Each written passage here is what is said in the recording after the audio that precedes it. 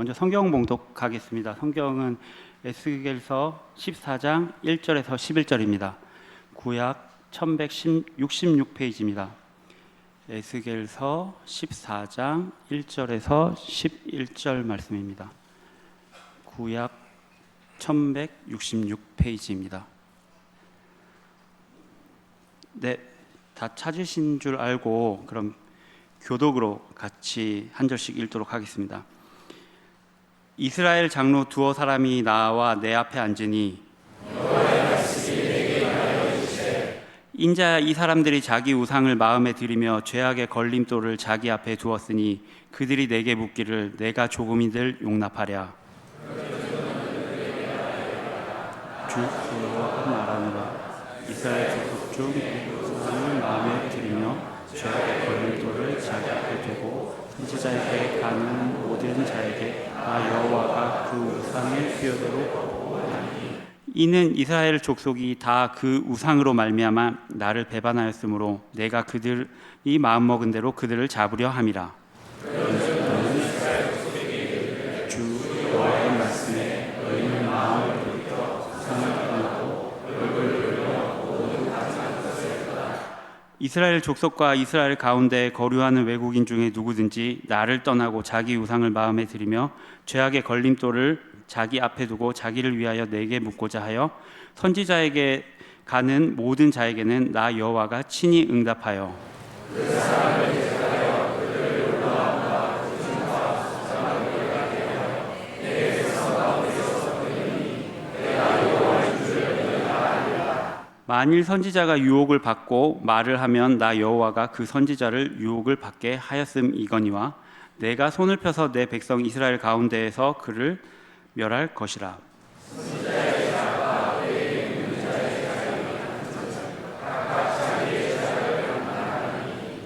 이는 이스라엘 족속이 다시는 미혹되어 나를 떠나지 아니하게 하며 다시는 모든 죄로 스스로 더럽히지 아니하게 하여 그들을 내 백성으로 삼고 나는 그들의 하나님이 되려 함이라. 주 여호와의 말씀이니라.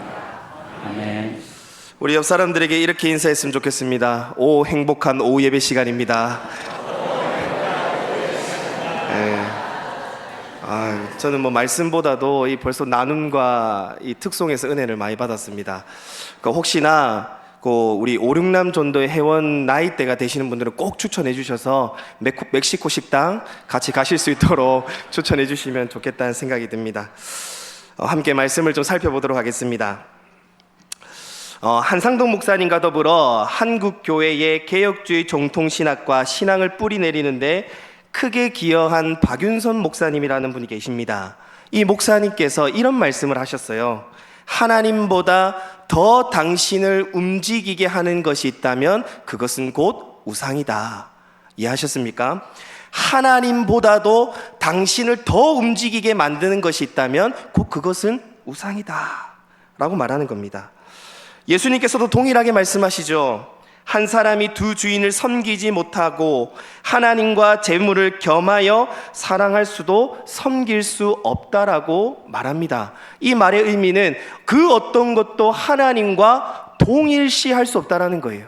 우리 부모된 우리가 자녀들에게 태어나면 꼭 어린 자녀들에게 묻는 질문이 있습니다. 그것이 뭡니까? 아빠가 좋아? 엄마가 좋아? 저도 많이 했습니다. 그 질문을 하는 이유가 무엇입니까? 자녀들에게 아빠가 좋아, 이 대답을 듣고 싶어서 합니다. 근데 한 번은 놀랍게 아들이 저한테 역으로 질문을 하더라고요. 아빠는 하나님이 좋아, 엄마가 좋아? 이렇게 물어보더라고요. 제가 목사 아닙니까? 제가 뭐라고 대답했겠습니까? 아들에게 하나님과 아내는 비교할 대상이 되지 않는다. 아주 명쾌한 대답을 주었습니다. 네.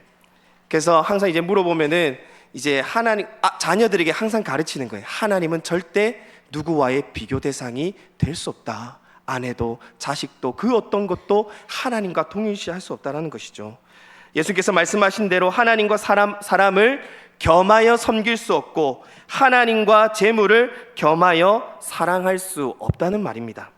이런 의미에서 본다면 오늘 우리는 이 시대를 살아가면서 하나님 외에 다른 것이 우리 자신을 더 움직이게 하는 것이 있다면 그것은 우상을 섬기는 일이고, 이는 하나님께서 결코 용납하지 않으신다는 말입니다. 그래서 성도 여러분, 우리 자신에게 한번 이렇게 질문해 보셨으면 좋겠습니다. 나는 돈보다 명예보다 하나님을 더 사랑하고 있는가? 나는 가족들보다 하나님을 더 사랑하고 있는가? 나는 그 어떤 것보다 하나님을 붙들고 의지하고 있는가? 나에게 있어서 하나님은 어떠한 존재신가? 하나님은 나의 전부신가? 아니면 나의 길에 있어서, 나의 성공에 있어서 하나님은 그저 나를 위한 도구일 뿐인가? 한번 여러분 자신에게 한번 질문해 보셨으면 좋겠습니다. 사실 오늘 말씀을 준비하면서 이 질문들은 저에게 했던 질문들입니다. 봉서가, 너 정말 너의 미래를 결정하는 데 있어서 사람의 도움이 아닌 하나님께서 네 길을 인도하신다는 확신이 있니? 어쩌면 하나님을 내 길을 위해 도구로 사용하고 있는 것은 아니니? 너는 하나님의 말씀보다 주변 사람들의, 선배들의 말을 더 귀 기울이고 있는 것은 아니니? 저에게 했던 질문들입니다. 여러분들은 어떠십니까? 돈, 명예, 가족, 그리고 또 이웃들, 친구들, 이 세상 살아가면서요, 필요 없는 것들이 아닙니다. 다 필요합니다. 돈 없으면 우리가 어떻게 먹고 입고 살아갈 수 있겠습니까? 없으면 안 됩니다. 있어야지요. 직장도 있어야 되고, 가족도 있어야 되고, 친구들도, 이웃들도 있어야 됩니다. 내 삶에 다 필요한 요소들입니다. 그런데 제가 여러분들에게 말씀드리고 싶은 것은, 정말 살아계신 하나님보다 내 마음을 더 움직이는 것이 있다면 이것은 성경에서 우상을 섬기는 것과 동일하다라고 말하는 것을 우리는 주의 있게 살펴봐야 됩니다. 성도 여러분, 오늘 여러분들은 이 자리에, 이 오예배 시간에, 그리고 오늘 오전 예배 시간에 어떠한 마음으로 주님 앞에 나오셨습니까? 혹 우리가 이 시간 주님 앞에 나올 때에 두 마음을 품고 나오지는 않으셨습니까? 오늘 본문에 등장하는 이 장로들과 이스라엘 백성들이요, 하나님 앞에 나오는데 그냥 나오는 것이 아니라 두 마음을 가지고 하나님 앞에 나옵니다. 두 마음을 품고 주님께 헌신했고, 두 마음을 품고 주님을 섬겼습니다. 말씀을 보시면 장로들과 이스라엘 백성들은 진지하게 하나님의 뜻을 찾고자, 하나님의 계획을 듣고자 하나님 앞에 진심으로 나왔습니다. 여러분, 하나님의 뜻, 하나님의 계획을 알기 위해서 하나님께 나왔다. 너무 훌륭한 모습 아닙니까? 너무 좋은 모습 아닙니까? 하나님의 뜻을 알기 위해 하나님 앞에 나왔다니, 역시 장로야, 역시 지도자야 라고 생각할 수 있죠. 그런데 놀랍게도요, 오늘 본문 3절의 말씀을 보시면 하나님께서는 하나님의 뜻을 알고자 나온 그들의 물음에 응답도 하지 않으시고 그들의 질문도 용납도 하지 않으신다는 것을 볼 수 있습니다. 오늘 보면 1절 말씀을 보시면 이스라엘 장로 두어 사람이 에스겔 선지자를 찾아왔습니다. 여러분, 이 사람들이 왜 에스겔 선지자를 찾아왔다고 말씀드렸습니까? 3절 말씀 보면 그들이 내게 묻기를 이라는 표현을 보았을 때에 이 장로들이요, 에스겔 선지자를 찾아온 이유는 이 어두운 시대 속에 하나님의 뜻을 알기 위해서, 하나님의 계획을 알기 위해서 에스겔 선지자에게 그들의 발걸음을 찾아왔다는 거예요. 그래서 그들이 하나님께서 이 예루살렘은 어떻게 할 것인가? 정말 우리 남아있는 백성들은 하나님으로부터 복을 받을 수 있을 것인가? 우리 남은 여생은 행복하게 살 수 있을 것인가? 거기에 대한 하나님의 뜻을 알기 위해서, 하나님의 계획을 듣기 위해서 바벨론까지 에스겔 선지자를 찾아왔다라는 거예요. 여러분, 당시 장로들은 이스라엘 백성들의 지도자로서 사람들에게 존경을 받는 위치에 있었던 사람들입니다. 이스라엘 대표하는 지도자들이 어두운 시대 속에 하나님의 뜻이 무엇인지 알기 위해서 바벨론에 있는 이 에스겔 선지자에게 찾아왔다는 것은 백성들을 대표하는 지도자로서 굉장히 훌륭해 보입니다. 멋져 보입니다. 근데 앞서 말씀드렸듯이 3절에서 이 장로들이 에스겔 선지자를 찾아왔을 때 하나님께서 뭐라 말씀하십니까? 하나님께서 에스겔에게 말씀하시기를 그들이 하나님께 묻는 것조차 용납하지 않으신다라고 말합니다.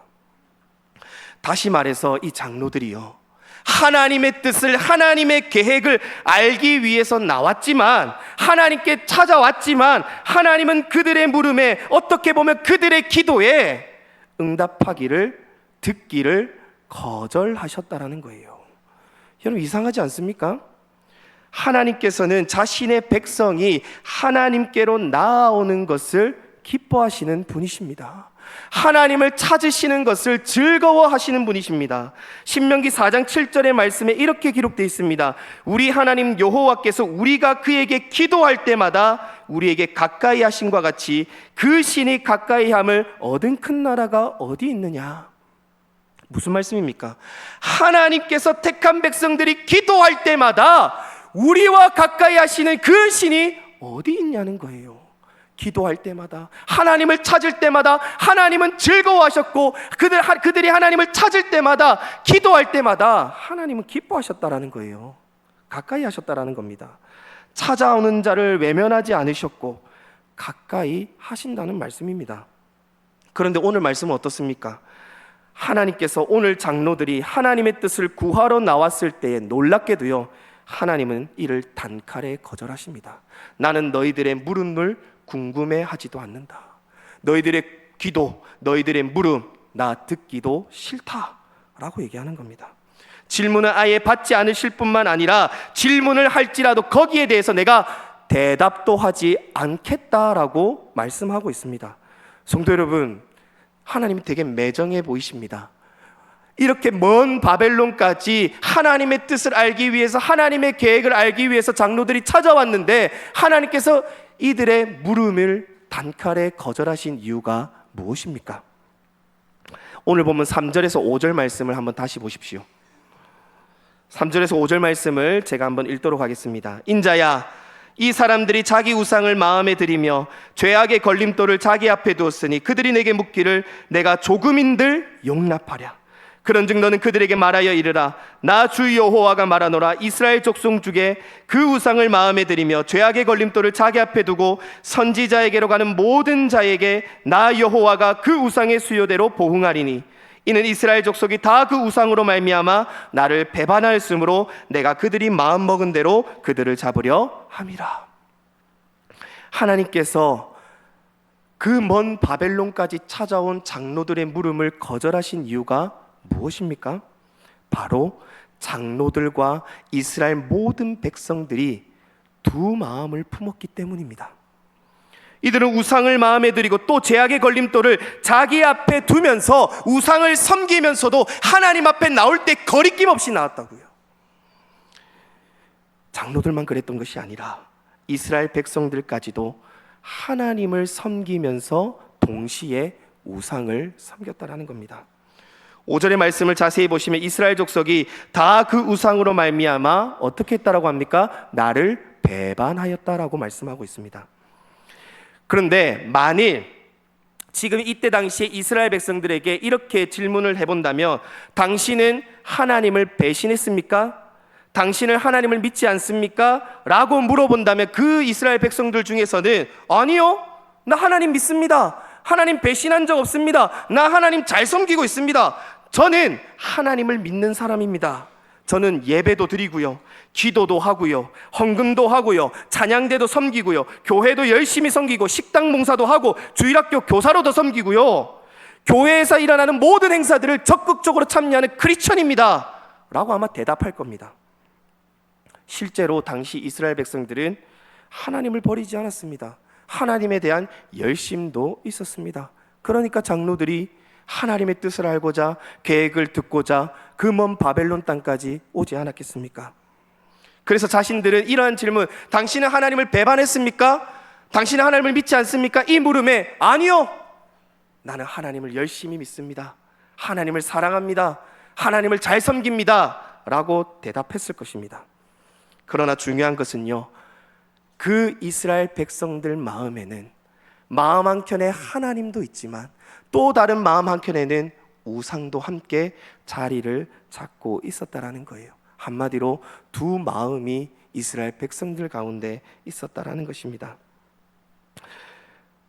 그래서 하나님께서 이처럼 두 마음을 품는 자들이 나올 때에 뭐라고 말씀하시냐면, 나는 그들을 외면할 것이요 그 기도에 그 물음에 결코 내가 응답하지 않겠다라고 단호하게 말씀하십니다. 이사야서 59장 1절과 2절 말씀에 보시면 이런 말씀이 기록되어 있습니다. 참 재밌는 말씀입니다.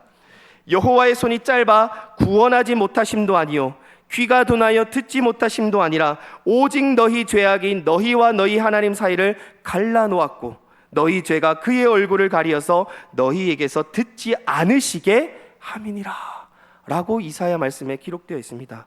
이사야 선지자가 이사야 말씀을 통해서 우리에게 분명하게 말씀하시는 것이 무엇입니까? 하나님의 손이 결코 짧지 않으시다.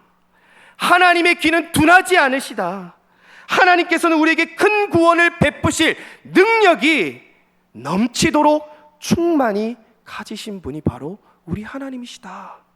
그러나 하나님께서 너희의 기도를 듣지 않으시는 이유가 무엇이라고 말씀합니까? 이사야 선지자가 분명히 말씀합니다. 오직 너희의 죄악이 하나님과의 사이를 갈라놓았다. 그 죄가 하나님과의 사이를 갈라놓았고 그 죄가 그의 얼굴을 가리어서 듣지 않으시게 했다라고 분명히 말씀하고 있다라는 겁니다. 마찬가지로 하나님께서 장로들의 물음에 답하지 않은 이유가 무엇이겠습니까? 그들이 정말 순수한 마음으로 하나님만 바라보고 하나님만 의지해서 나왔던 것이 아니라 한켠에는 하나님이, 한켠에는 우상이 두 마음을 품고 그런 악한 마음을 가지고 하나님 앞에 나왔기 때문에 하나님께서 그들을 외면하셨던 것입니다. 성도 여러분, 그렇다면 질문 한번 드리겠습니다. 오늘 저와 여러분들은 어떻습니까? 오늘 우리 중에 이 이스라엘 장로들과 이 이스라엘 백성들을 감히 누가 정죄할 수 있겠습니까? 오늘 어쩌면 이 장로들과 이스라엘 백성들의 모습이 저와 여러분들의 모습은 아닙니까? 하나님도 사랑하고 돈도 사랑하고 하나님도 사랑하고 명예도 사랑하고 하나님도 사랑하고 세상 것도 사랑하는 모습, 하나님도 의지하고 세상을 의지하고 하나님도 의지하면서 사람을 의지하는 그 모습이 저와 여러분들의 모습은 아닙니까? 오늘 성경은 분명하게 말씀합니다. 하나님과 재물, 하나님과 사람을 겸하여 섬길 수 없다라고 말합니다. 하나님과 우상을 동시에 섬길 수 없습니다. 그렇다면 성도 여러분, 오늘 저와 여러분들이 깨뜨려야 할 우상이 무엇입니까?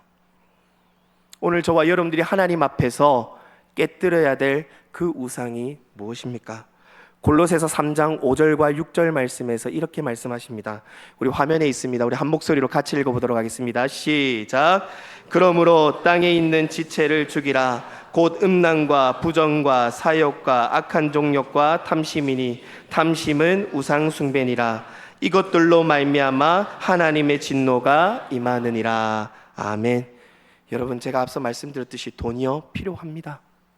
가족이요, 이웃이요, 세상 명예, 권력, 사람들 다 필요합니다. 그러나 오늘 야고보서 말씀에서 가장 중요한 핵심이 무엇입니까? 탐심. 우리의 마음이 품은 그 탐심이 곧 뭐라고 말씀하고 있습니까? 우상이라고 말씀하고 있습니다. 그래서 오늘 우리의 삶의 우상은 눈에 보이는 것들이 아니라 바로 우리의 마음에 있는 것 아니겠습니까? 그래서 겉으로는 티내지 않지만 하나님도 의지하면서 물질도 의지하고 하나님도 의지하지만 자식도 의지하고 지식도 의지하고 하나님도 의지하지만 사람을 더 의지하는 이 마음의 상태가 바로 하나님을 거역하는 우상숭배라는 삶이라는 겁니다. 그래서 돈의 우상, 명예의 우상, 권력의 우상, 성공의 우상, 외모의 우상, 공부의 우상, 다시 말해서 믿는 자들의 마음에도 이렇게 손에 만져지지 않는 수많은 우상들이 있는 시대를 저와 여러분들이 살아가고 있고 그렇게 살고 있다는 겁니다. 그래서 성도 여러분, 오늘 우리 자신을 한번 돌아보기를 원합니다.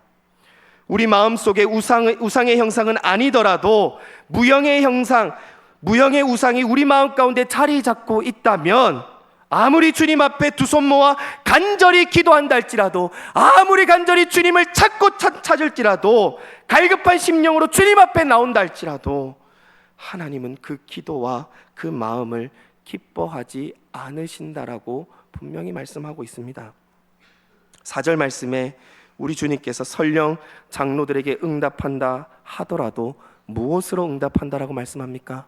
심판으로 응답하시겠다라고 말씀합니다.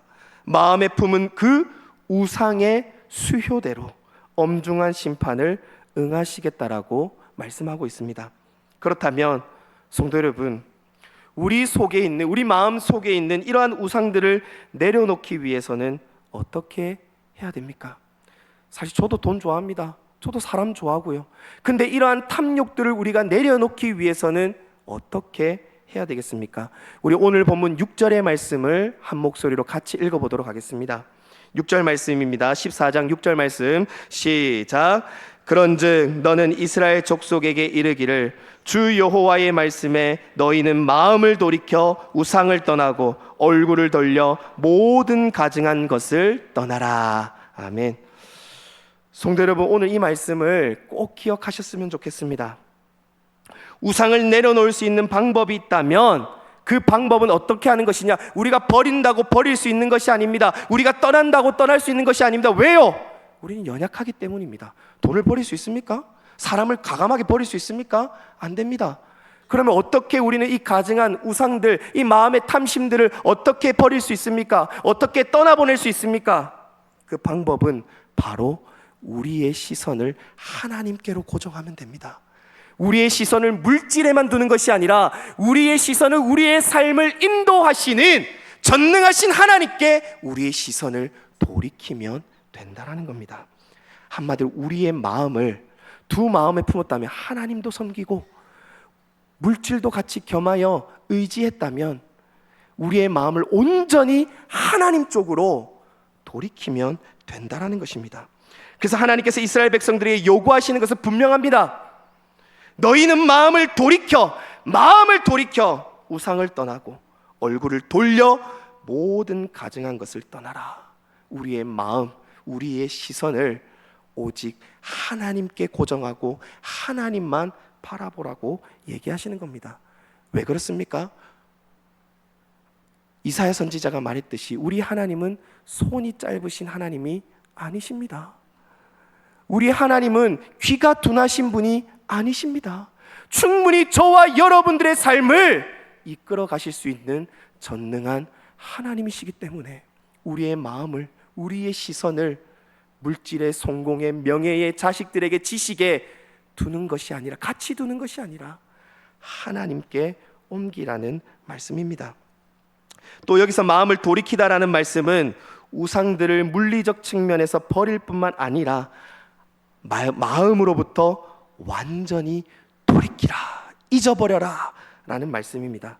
그리고 얼굴을 돌리다라는 말은 우상이 있는 쪽을 바라보지 말라는 말도 맞지만 우리의 소망을 세상에, 물질에 두지 말고 우리의 소망을, 얼굴을 돌려서 하나님께 두라는 말씀입니다. 그래서 오늘 이 말씀을 바꿔 얘기하면요, 이스라엘 백성들아, 너희들의 마음과 얼굴이 향해야 할 곳은 가증한 우상이 아니라, 마음의 탐심이 아니라 소망이 되시는 하나님이다. 우리를 창조하시고 우리를 이끄시는 그 하나님께 소망을 두어라 라고 외치는 것입니다. 그러니 우상에, 세상 것에 조금도 마음을 주지 말고 하나님께 우리의 마음을 온전히 드려라 라고 말하는 것입니다. 성도 여러분, 오늘 하나님께서 우리에게 동일하게 말씀하십니다. 하나님께서는 저와 여러분들이 두 마음을 품은 사람이 되기를 원치 않으십니다. 하나님께서는 오늘 저와 여러분들이 오직 하나님만 바라보기를 원하십니다.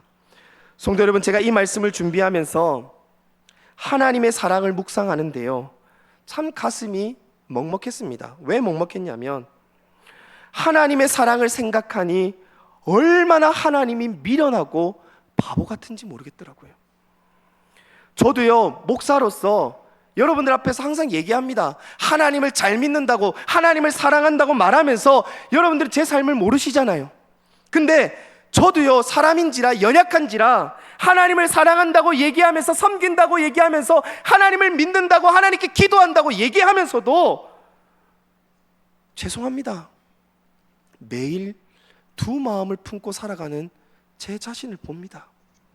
하나님을 의지하겠다라고 말하면서 주변 지인들, 사람들의 말에 더 귀 기울이는 저의 모습. 하나님만 의지하겠다, 하나님만 붙들겠다, 하나님의 인도하심을 신뢰하겠다라고 고백하면서도 제 살 길을 찾아보겠다고 발버둥치는 저의 모습을 보면서 이스라엘 백성들의 모습이 나와 같구나, 그러면서 하나님의 사랑을 묵상하는데요, 이런 두 마음을 품은 이 원수 같은 놈도, 이 죄인 같은 놈을 하나님께서는 기다려 주시더라고요. 또 예수 그리스도의 십자가의 은혜로 이 죄인을요 안아주시더라고요. 기다리시고 용납하시고 다시 한 번 더 이 우상을 버리고 살아계신 하나님께로 돌아오기를 하나님은 두 팔 벌려 저를 바라보고 계시더라고요.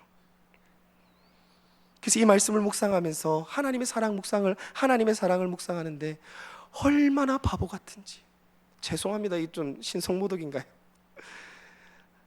제 자신을 봤을 때 제가 하나님이라면, 내가 진짜 하나님이라면 저 원수 같은 놈을 기다려주지 않을 것 같더라고요. 매일같이 두 마음을 품는 저 원수 같은 놈을 바라보지 않을 것 같더라고요. 그런 하나님의 사랑을 묵상하는데 미련해 보이고 참 바보 같아 보였습니다. 잘못된 길로 가면 그냥 심판하시고 그냥 혼내시면 되는데 끝까지 제가 그 마음을 하나님께로 돌이키기를 기다리고 계시더라고요. 여러분, 오늘 장로들과 이스라엘 백성들을 하나님께서는 그냥 심판하실 수 있었습니다. 얼마나 화가 나셨겠습니까? 하나님도 믿으면서 우상도 섬기고, 우상을 섬기는데 하나님 앞에 나와서 우리 예루살렘의 앞길은 어떻습니까? 우리가 여전히 이 예루살렘에서 살 수 있겠습니까? 우리가 행복하게 살 수 있겠습니까? 우상을 섬기면서 하나님의 뜻을 구하는데 하나님 입장에서 한번 생각해 보십시오. 얼마나 괘씸합니까? 얼마나 가증스럽습니까? 그러나 하나님은 이들에게 바로 심판을 하시는 게 아니라요, 그들에게 한 가지 요구를 하십니다. 돌아오라. 우상을 버리고 가증한 것을 버리고 오직 그 마음을, 너희의 시선을 나에게로 다시 향해라 라고 하나님은 말씀하시는 겁니다. 성도 여러분, 하나님께서는요 아무런 예고 없이 갑작스럽게 심판하시고 혼내시는 분이 아니십니다. 하나님은 우리가 죄 가운데 있다 할지라도 여전히 우리를 사랑하시기에 우리에게 끊임없이 경고하시고 죄악에서 돌이키라고 권고하시는 사랑의 하나님이시라는 겁니다.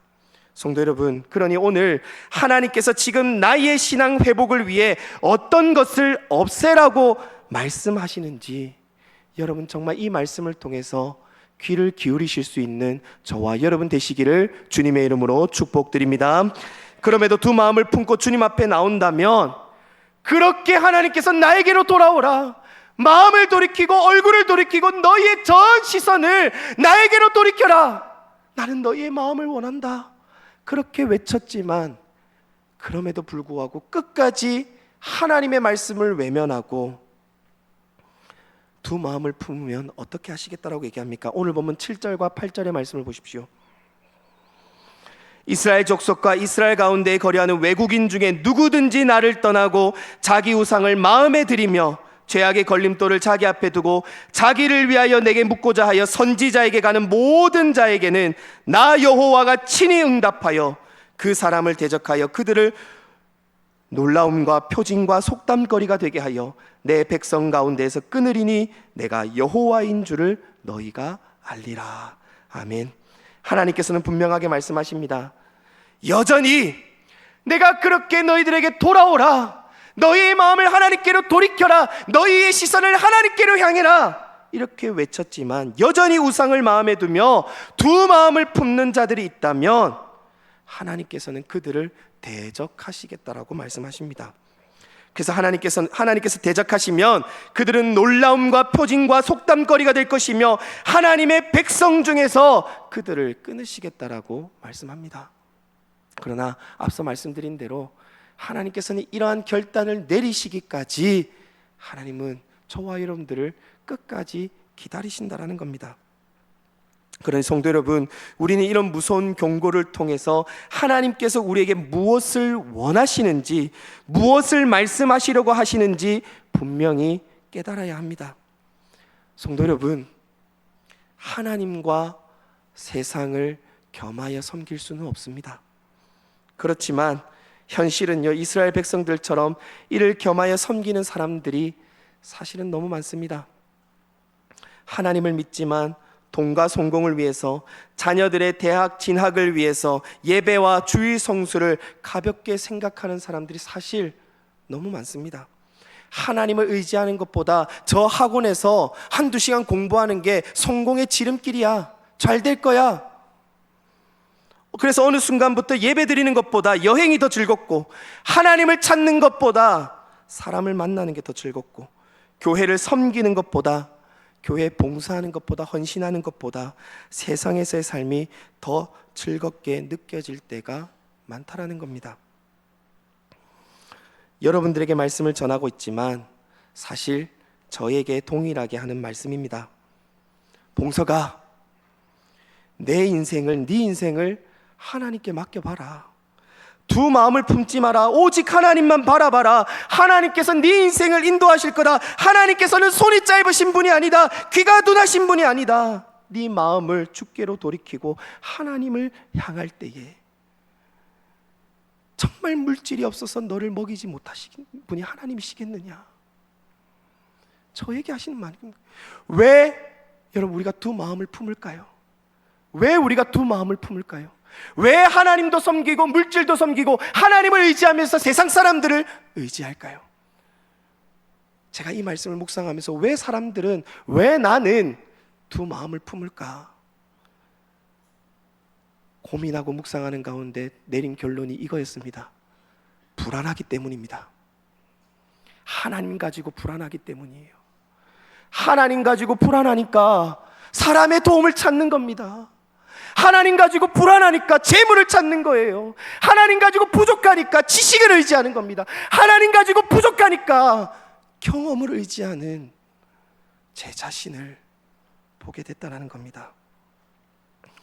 오늘 헌신 예배지요. 너무 아까 오 해피데이 너무 즐거운 특송을 드렸는데 너무 딱딱한 말씀을 드려 너무 죄송합니다.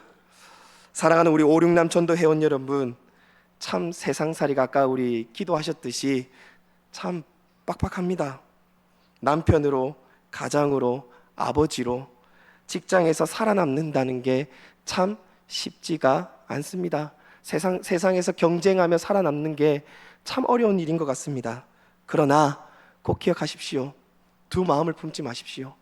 우리 하나님은 손이 짧으신 분이 아니십니다. 귀가 둔하신 분이 아니십니다. 우리가 의지해야 될 분은 하나님이십니다. 우리가 하나님을 의지하고 붙들고 우리의 시선을 하나님께 두었을 때 하나님께서 우리의 삶을, 우리의 가정을 어떻게 인도하시는지 여러분 삶 가운데서 경험되어질 수 있기를 주님의 이름으로 축복드립니다. 저희 가정 자랑은 아닌데요, 한 가지 간증만 하고 좀 마치도록 하겠습니다. 교회에서 너무 큰 배려와 사랑을 해주셔서 저희 가정에 아파트로 이사를 했습니다. 너무 감사한 일이죠. 그래서 아파트로 이사를 해서 이제 저희 아들이 학원을 제가 하나님 앞에 결단을 하고 다짐한 것이 있다면 우리 자녀들은 결단코 학원에 보내지 않겠다. 하나님을 위해 열심히 섬기도록 하겠다. 그렇게 하나님 앞에 약속을 했는데 학원을 보냈습니다. 어떤 학원을 보냈냐면 피아노 학원을 보냈습니다. 피아노 학원을 보낸 이유가 있습니다. 제가 이 아들한테 얘기를 했습니다. 네가 학교에서 공부를 하고 학원에서 피아노 배우는 이유가 무엇이라고 생각하니? 몰라요. 제가 얘기했습니다. 네가 피아노 학원에서 피아노를 배우는 이유는 단 한 가지다. 하나님의 영광을 위해서 하는 거다. 그러니까 이 아들이 묻습니다. 하나님의 영광을 위해서 하는 게 뭔데요? 어렵죠. 그래서 제가 간단하게 설명을 했습니다. 하나님의 영광을 위해서 한다는 것은, 네가 피아노를 배운다는 것은 이 피아노를 배워서 세상에 뽐내려고 교회 오빠가 되려고 하는 것이 아니라 교회 반주자로 섬기는 거다. 교회를 위해서 열심히 섬기는 거다. 네가 피아노를 배워서 교회를 위해서, 하나님의 나라를 위해서 섬기는 것, 그것이 네가 해야 될 일이다. 그렇게 피아노 학원을 보냈습니다. 놀라운 일이 일어났습니다. 어떤 일이 일어나냐면 학원 선생님이 저희 아들한테 물어봤대요. 너는 피아노 학원을 왜 다니니? 하나님의 영광을 위해서요. 아빠, 그렇게 얘기는 하지 않았고, 왜 다니니 했을 때 아빠가 교회 반주자로 섬기라고 보냈대요.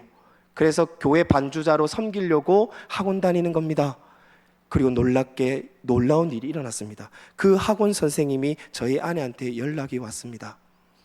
연락이 와서, 어머니, 저는 교회를 다니는 청년입니다. 제가 이 아들에게 교회 반주법을 가르쳐줘도 될까요? 이렇게 하는 거예요. 그래서 우리 아들이요, 첫째 아들이 은혜라는 찬양 아시죠? 그 은혜라는 찬양을 다 외우고 다 칠 수 있습니다. 와, 그러니까 제가 자랑하려고 하는 게 아닙니다. 제가 무엇을 말하려고 하는 것이냐면, 우리가 우리의 시선을 하나님께 두고 하나님을 붙들고 하나님을 바라볼 때에 도무지 아닌 것 같은 그 환경일다 할지라도 하나님이 반드시 열어주신다라는 거예요. 우리 하나님은 손이 짧으신 분이 아닙니다. 귀가 둔하신 분이 아닙니다. 하나님 우리를 세상과 하나님을 겸하여 섬기기를 원하지 않으시고 오직 하나님만 바라보고 나가기를 원한다는 거예요. 우리 5남 6남, 제가 지지난주입니까? 대학 청년부에서 설교를 했는데 제 얼굴이 40대처럼 보였나 봐요. 같은 연배가 아닙니다. 저는 한 10살, 15살 어린, 제가 한참 어린 동생입니다. 근데 저도 자녀를 키우면서 그 교회에서 이렇게 사역을 하면서 참 빡빡함과 힘듦을 많이 느낍니다. 그래서 제가 이 말씀을 드리는 이유가 뭐냐면, 그럴 때라도 저와 여러분들이 바라보고 의지해야 될 것은 세상이 아니라 하나님이라는 것을 여러분들에게 말씀드리고 싶어서 이 말씀을 준비했습니다. 그러니 이 시대 속에 아무리 답답하고 답이 보이지 않을지언정 오직 하나님만 바라보고 하나님만 의지하고, 여러분들의 시선을 물질에 빼앗기려고 할 때 그 시선을 하나님께 돌이켜서 하나님을 붙들고 팔버둥치는 우리 사랑하는 5, 6남 전도 회원 여러분 다 되실 수 있기를 주님의 이름으로 축복드립니다. 그리고 한빛교회 우리 모든 성도님들도 우리의 시선을 세상이 아니라, 물질이 아니라, 자녀들이 아니라 하나님께 두실 수 있는 저와 여러분 모두 다가 되실 수 있기를 주님의 이름으로 축복드립니다.